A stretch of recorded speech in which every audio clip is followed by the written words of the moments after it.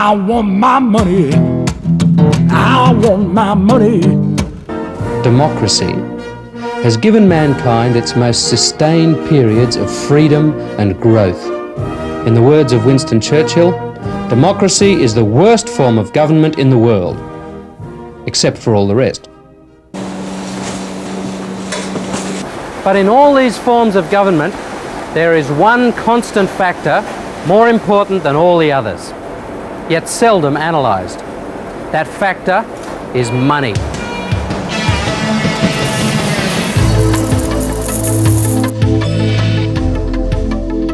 Newspapers and current affairs programs, it is true, are full of discussions about economics.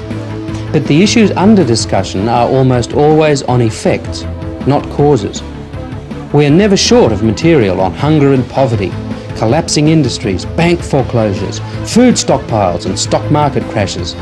We have opposing views on tariffs, exchange rates, devaluation and revaluation, free market theories versus protectionism, until the mind of the non-technical listener is reeling.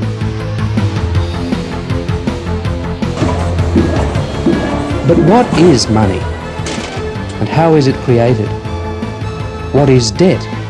And how does it begin? Who owns the world's debts? And what part does money and debt play in human affairs?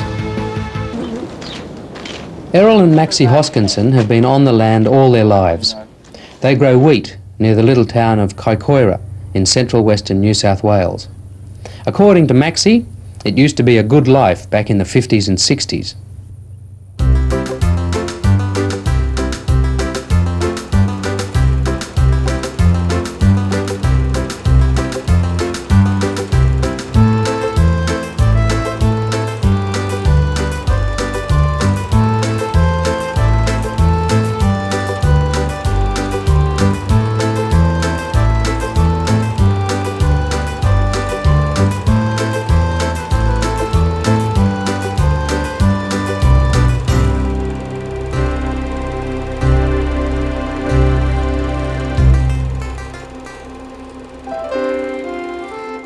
Today, things are very different.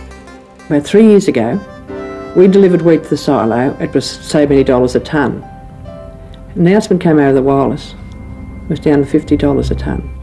We didn't get enough that year to cover our costs.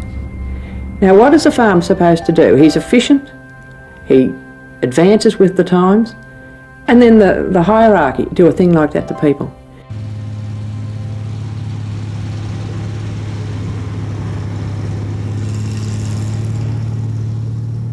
People aren't spending on their fencing or repairing things. You just look around, you don't put a coat of paint on something that needs it, and you might have gone out and put a new fence up. Well, now you just prop it up with a few more iron posts. A majority of people would be flat out not having a debt today. Now, when the banks deregulated, they encouraged people to buy. Well, you didn't have to, of course. They didn't screw your arm to sign, but that was the encouragement to go out, get big. That's what the politicians told us, get big or get out. And that's where a lot of people got in trouble. People borrowed, some at 12, some at 13, some at 14, but they didn't give them a let out. When interest rates started to rise, I know from one fact that interest rate in February was 14.75%, by May it was 16%, and people were saying, well, lock in now, you know, it's going to keep on going. But the banks wrote and said, they're quite sure bank rates are going to come down, you know. By September they were 19%. Now where's the let out for anybody to get out in that situation? You're locked in, there's no way you can get out. So then it kept on going up to 22, 23, some 25, 28. There's still people paying 25% today, and I can't believe that. That's the hard part. Now those people have worked their butts off for years, producing for Australia food that we need. And if they're not there, the next generation's got a big enough problem, but it's the generation after. Is there going to be an Australia that we call Australia, as we grew up in it? Is it going to be here if we don't get up and fight? But who do we fight? And that's what we've got to find out.